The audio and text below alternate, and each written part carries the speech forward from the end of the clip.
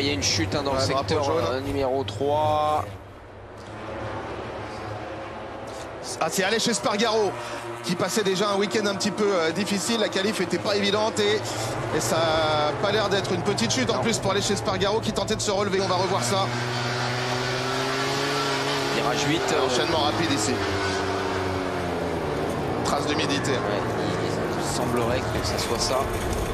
Le départ, alors que Jack Miller est tombé également dans le dernier virage du circuit. La chute La chute de Francesco Bagnaia qui allait au contact avec son copain, la BR46 Academy, Marco Bezzecchi. Mais pourquoi? Parce que Binder est arrivé à l'intérieur, il a relevé la moto et ils se sont accrochés. Binder là, sur ces deux virages, c'est pas très malin.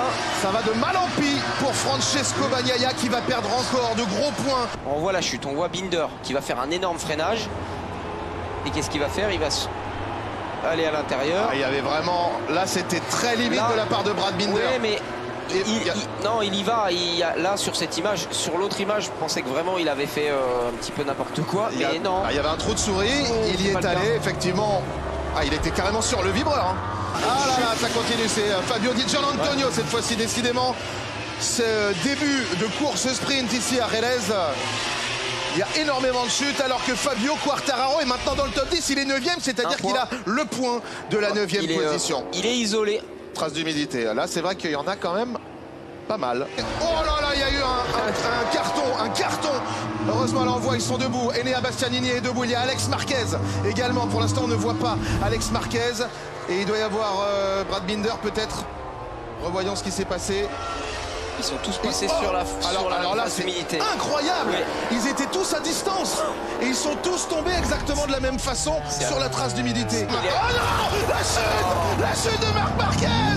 C'est quoi ce tour? C'est quoi ce tour à quelques tours, 4 tours de la fin de cette course sprint? Il y a 4 pilotes qui tombent en quelques secondes. Bah, il attaquait, il était devant. Oh, il doit être fou, Marc Marquez. Allez, Martin en tête devant Acosta. Oh, il va récolter les...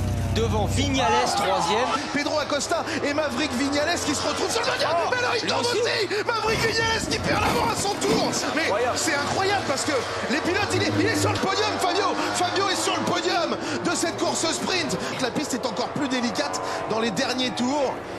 Alors les pneus certes qui sont usés, on sait que le pneu avant prend cher ici, mais non, c'est pas une question de pneumatique. Ou alors en 2 tours, il y a 6 pilotes qui sont tombés. Et derrière, en revanche, c'est Franco Morbidelli qui tente sur Joan Zarco qui va tomber. Il va perdre l'arrière, il a perdu l'arrière, elle est partie en toupie. La Honda Joan Zarco qui allait faire top 5, c'est pas possible.